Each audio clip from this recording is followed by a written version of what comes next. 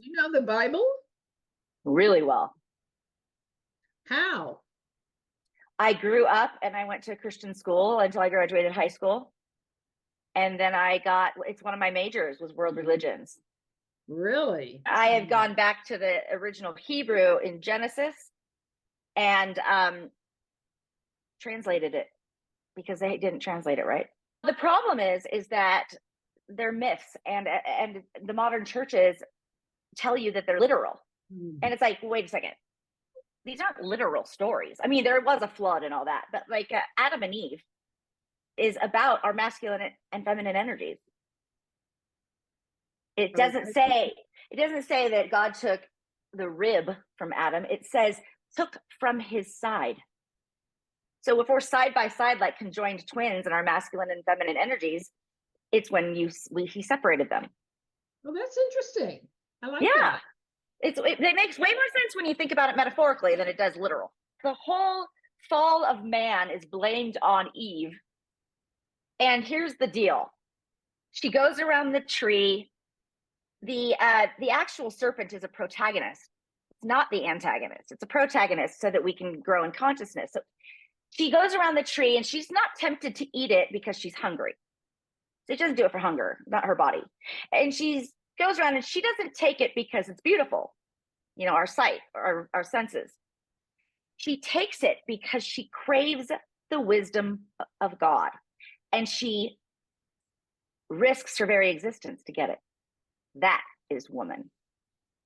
Oh, I love that. That is so cool, woman. How'd you figure that one out? My best friend and I have studied it for years, but for like 6 years. But she goes and she gives the fruit to Adam. He doesn't consider it. He just eats it. So he doesn't get the wisdom. Wisdom is a feminine thing because we have to have babies. We are creators. So this is the best. So God's calling down to Adam, and when they're hiding after they've eaten, right? And he's like, Adam, where are you? And he comes out and he said, where were you? And Adam said, we were hiding because we were ashamed. Shame is the original sin, not the eating. Shame. Okay. And he said, we were ashamed because we were naked. And God says, but who told you you were naked? That step in consciousness is what eating the fruit did. All of a sudden, we're consciously aware of our vulnerability. They don't ever seem to talk about that in church. So no, they don't go into it because most churches crave power. So teaching actual consciousness is not only difficult, but they're afraid they'll lose their congregation when people find out that they are a representation of their made in God's image. I love that. That's cool. Fits. Thank you. Yeah, I studied gematria, which is the numerical system assigned to the alphabetical system of Hebrew. Okay.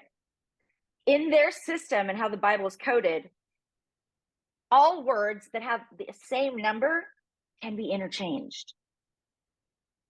So you look up the number for serpent. It's Nahash, and it's 358. Well, my grandma always told me always go with numbers 358. 358 is also the Fibonacci sequence of all of nature. Serpent, Nahash, is 358. Mashiach is 358, and Mashiach is Messiah. Mashiach. Yeah, it means Messiah in Hebrew. When Moses raises the serpent in the desert, and he puts the serpent, raises the serpent, and Jesus is died on the cross, that's the same. It's the prophecy. Wow. I love putting connections together that no one's thought of because they just go so literal. I mean, think about this. Think about this. The flood or the parting of the Red Sea. I believe that the waters in dreams and in myths are the unconscious. It's the unknown. It's what we don't know. Spirit. It's another world. In other words, like in dreams means spirituality, or when you're going fishing, it's retrieving something from the unknown to benefit and nourish yourself, right? So if someone splits the waters, and it was called the Red Sea, could that not be a euphemism for traversing the unconscious and not drowning? Because when someone's drowning in the unconscious, they become schizophrenic. They can't be in reality. So it's actually traversing land while water supports you. It divides for you. That's interesting. All Yeah. all the myths are so deep. But Jesus was very misunderstood. Well, the Aramaic was misinterpreted. Righteousness is not what the word is. It's ripeness,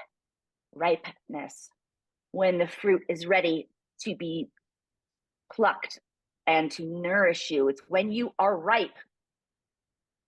That is when when you're ready, that is when you will attain consciousness. So it's weird because it sounds like so dogmatic and so rule oriented. And he said, I am the way, the truth, and the light. When he's talking to his father, Abba, my father, I believe that's his higher soul. Oh, and not just creator? His higher soul, the one that sent him down here, his guide. So his higher self would be the big man? No, his higher self would be, I don't know what it is, but there isn't a big man. I think that what God is a collective group of a pool of all the souls, all the knowledge, all the wisdom, all the light. And we just travel down, our little soul, one little light travels down to have this human experience for some purpose. There's a purpose. Everyone's got one. Finding out what it is. The Christ, which was taken from Krishna, it's not original. And Jesus was just one of many. But it's when you are both divine and human, when you really know that you're from God, you're of God. And I love Magdalene, and I've always been so fascinated and interested in her. When I was 8, I stood up in the middle of my dad's church, and this just came through me. And I went, she was not a prostitute. And I stormed out of church. I was so mad. And I just knew it. I knew they were wrong. But she was very involved in the school of Isis and the mystery schools, and did magic. And that's why they called her a prostitute, because when someone else is independently spiritual and they're Jewish, and she was half, they call you a whore if you've gone to the earth religions. If you've gone to the earth, what? If you believe in the earth religions, anything pagan, anything magic, or mystery schools, or Buddhist, or anything like that, they would call you a whore. And so that's why they called her that. And then it got totally misconstrued. But the healing of the 7 demons is the chakras. Oh my God! Of course. Yeah. He cleared her chakras. How easy is that? And people don't think of it. Oh my God! Yeah. See, I don't think like that. I don't think of things like that. I know, because we're told not to question, but our whole journey down here is to seek answers. It's to seek.